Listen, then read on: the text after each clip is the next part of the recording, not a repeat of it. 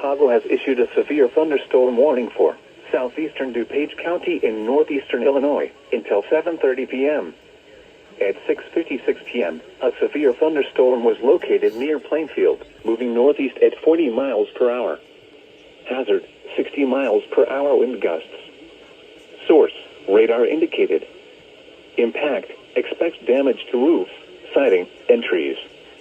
Locations impacted include Aurora, Naperville, Bolingbrook, Wheaton, Downers Grove, Elmhurst, Lombard, Addison, Woodridge, Glen Ellen, Franklin Park, Hinsdale, Lamont, Burr Ridge, Oakbrook, Westmont, Lisle, Darien, Villa Park, and Bentonville.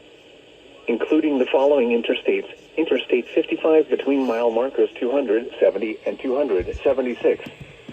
Interstate 88 between mile markers 126 and 140. Interstate 290 between mile markers 10 and 15. Interstate 355 near mile marker 12 and between mile markers 15 and 27.